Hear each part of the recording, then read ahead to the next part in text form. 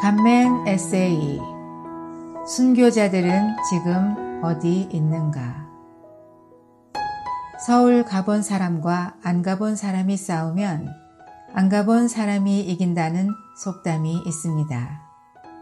그 이유는 안 가본 사람은 무조건 우겨서 말이 안 통하거나 가본 사람이 본 것만 말하는 것과 달리 안 가본 사람은 그럴듯한 이론이나 과장된 말로 더 설득력 있게 포장하기 때문이랍니다. 관련하여 능력이 없는 사람이 잘못된 결정을 내리고도 능력 부족으로 자신의 실수를 알아차리지조차 못하는 현상을 더닝크루거 효과라고 합니다. 이처럼 무지에 기초한 완고한 주장은 양심의 가책이라도 있는 틀린 줄 알면서도 맞다고 우기는 경우보다 더 다루기 어렵습니다. 그런데 이런 다소 안타까운 모습들이 일반 대화뿐 아니라 성경 진리 토론에서도 가끔 관찰됩니다. 성경에는 사람의 통상적인 인식의 범위 밖의 내용들이 꽤 있습니다. 한 예로 사도 바울은 부활 승천하신 예수님의 이름에 무릎을 꿇게 하시는 대상으로 하늘에 있는 이들과 땅에 있는 이들과 땅 아래에 있는 이들을 말합니다. 또한 하나님께서 자신을 사랑하는 이들을 위해 예비하신 것들은 눈으로 본 적이 없고 귀로도 들은 적이 없고 사람의 마음에 떠오른 적도 없는 것들입니다. 건전한 신앙인들은 이런 말씀들을 접할 때 자신의 한계를 솔직히 인정하고 겸손해지게 됩니다.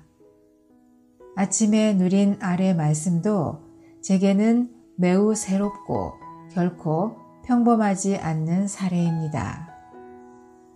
어린 양께서 5째 봉인을 떼셨을 때 나는 하나님의 말씀과 자기들이 지닌 증거 때문에 죽음을 당한 사람들의 혼들이 제단 아래에 있는 것을 보았습니다.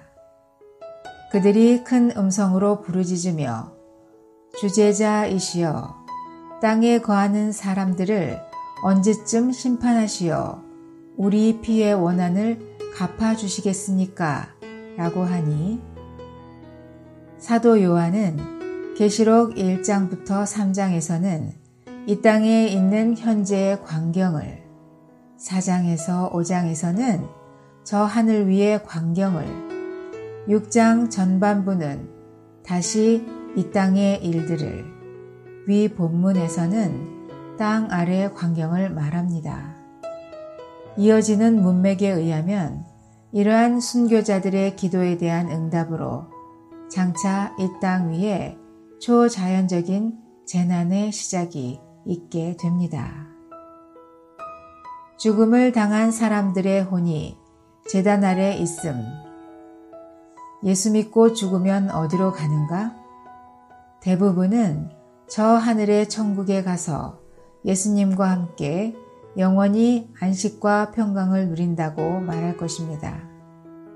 아마도 이런 관념은 이미 가짜로 판명난 펄시 콜레가 쓴 내가 본 천국류의 소위 천국 간증이나 예수님께서 강도에게 하셨던 오늘 그대가 나와 함께 낙원에 있을 것입니다 라는 말씀 때문일 것입니다. 만일 내가 본 천국 같은 것이 있다면 위 순교자들이 1순위로 거기 있어야 할 것입니다. 그런데 본문은 그들의 혼이 지금 제단 아래에 있다고 말씀합니다. 참고로 회복력 성경 각주는 이에 관해 다음과 같이 말하고 있습니다. 성경의 그림에서 제단은 장막과 성전의 바깥들에 있는데 바깥들은 땅을 상징한다. 따라서 제단 아래라는 말은 순교한 성도들의 혼이 있는 땅 아래의 영역을 가리킨다. 그곳은 주 예수님께서 죽으신 후에 가셨던 낙원이다. 누가복음 23장 43절.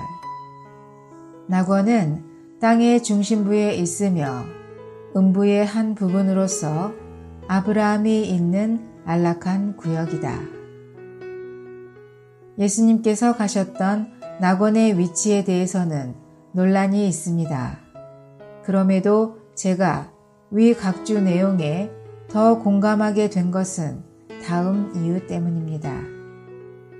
첫 번째, 예수님 자신이 요나가 밤낮 3일 동안 큰 물고기 뱃속에 있었던 것 같이 사람의 아들도 밤낮 3일 동안을 땅의 중심부에 있을 것을 직접 밝히셨기 때문입니다.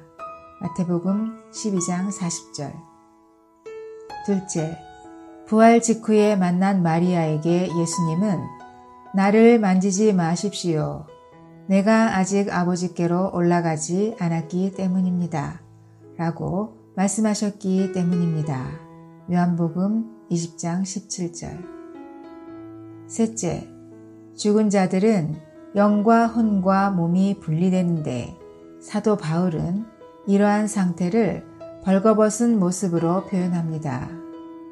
그런데 위 예수님의 사례에서 보듯이 몸이 없어 벌거벗은 상태인 혼과 영만으로는 보좌가 있는 3층 천에 오를 수 없습니다.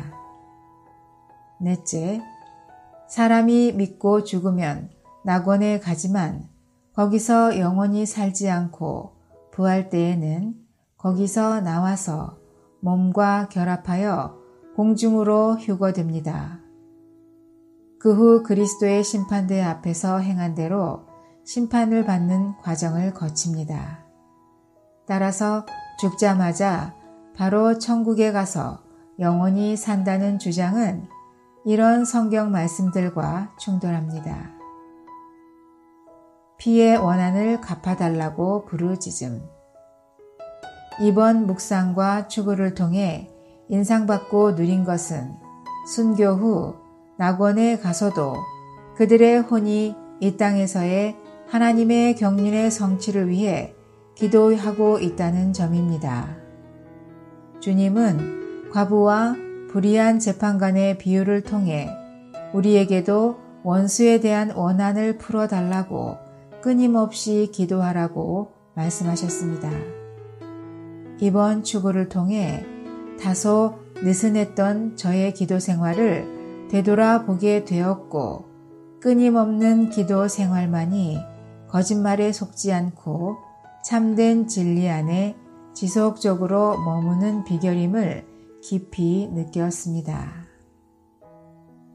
그러므로 하나님께서 그들에게 착오를 일으키게 하는 힘을 보내시어 그들이 거짓 것을 믿도록 하시는 것은 진리를 믿지 않고 오히려 불의를 즐긴 모든 사람을 심판하게 하시려는 것입니다. 데살로니가후서 2장 11절과 12절. 오 주님, 늘 깨어있게 하시고 끈질긴 기도 가운데 당신과 연결하는 믿음을 유지하게 하옵소서. 아멘.